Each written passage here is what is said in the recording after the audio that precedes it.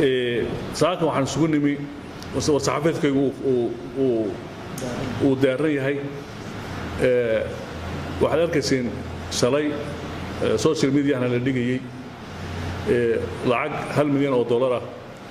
oo ay ku deeqday dowladda federaalka Soomaaliyeed dhibaatadii ka dhacday xeebaha badda cas ee Soomaaliya oo dhan laakiin ay ugu deeqday si gaar ah maamulka Puntland maamulka Soomaaliland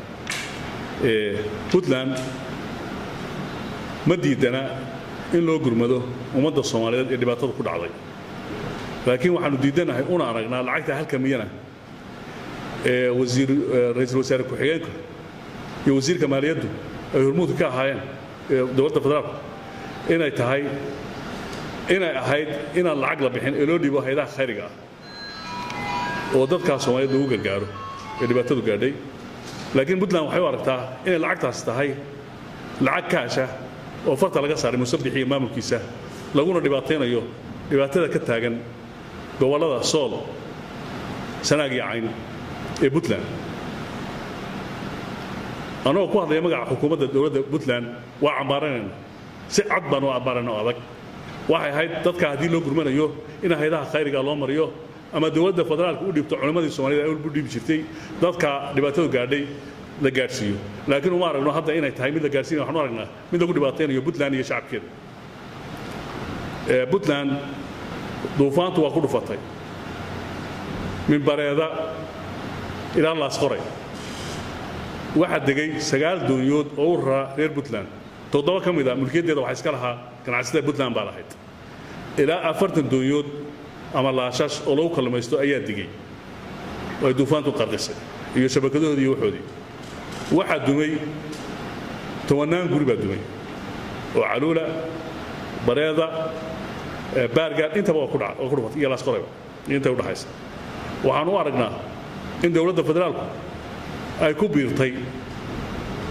colaadda ka dhaxaysa Puntland iyo Soomaaliland ayna garab siinayso Soomaaliland taas ayaan u aragnaa waana cambaaraynaa sidaas baan u cambaaraynaa waxaan u aragnaa inaan dhex ka ahayn waxa arrimaha ka taagan Puntland iyo maamulka Hargeysa dhexdooda sida uu wasiirku sheegay lacagta 1 milyan ah oo shalay ra'iisul wasaaruhu dhiibay ku-xigeenku dhiibay ra'iisul wasaare ku-xigeenku markuu dhiibayay ra'iisul wasaare ku-xigeenku wuxuu yiri lacagta ayaan la siyaasadayn hadalka waxaan u aragnaa fariin aan munaasib ku ahayn xafiis mas'uul Soomaaliyeed dad Soomaaliyeed oo dhibaato gaadhay oo aan ka danqanayno dadkii masaakiinta ahaa ee halka ku dhibaatoobay 1 milyan iyo ka badan bay ka istaahilaan dowladda federaalka laakiin waxa la rabaa inay gasho gacan mas'uuliyadeed oo dadka gaarsiinaysa waxaan anagu u aragnaa lacagta kaashka ah ee si toos loogu dhiibay maamulka madaxda Soomaaliland inay noqon doonto ayna tahay lacag lagu dhibaateynayo shacabka Sool waxaad la socotaan in hadeertan shalayna aan sheegnay in Hargeysa iyo bariga Burco ciidan laga soo guray oo loo soo wado in lagu xasuuqo deegaanka Sool $1 milyan oo niman hub gadanaya oo ciidan soo guraya markii ra'iisul wasaare ku-xigeenku gacanta ka saaro waxaad garanaysaan in lagu xasuuqeeyo Soomaaliyeed waxaan ka xunnahay dowladda federaalka shacabka laascaana lagu xasuuqay lagu xirxiray lagu laayay wali kama hadlo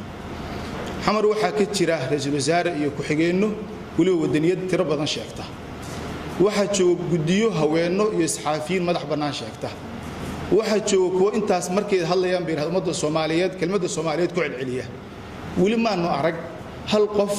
oo shacabka laascaano lagu xasuuqayo war waa dad Soomaaliyeed ka daayay oranay haddii loo quuri waayay dhiigga la daadinayo reer Sool in madaxdii Soomaaliya ay tahay war ka daaya dadka waa dad Soomaali ee la leynayo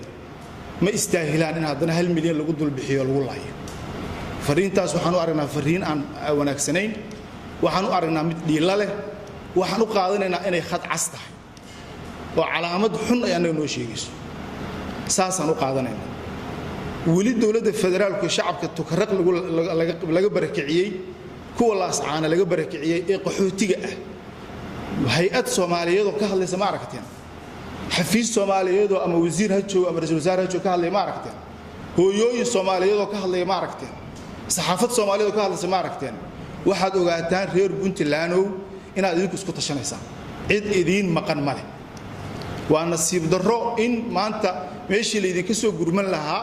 oo reer puntland iyo reer sool la odhan lahaa dadka qaxootigaaya ee ka soo barakacay tukaraq iyo laascaano ee guryahoodiina madaafiicdii lala dhacay ee la xasuuqay waxbaan u wadnaa meeshii la odhan lahaa in la yidhaahdo malyan baan weydaarinay oo hargeysaan ka dejinnay oo macnaheedu iyo rasaastiina ku soo gada haddana fariintaa fariin faalxun haddaan nahay guddiga amniga puntland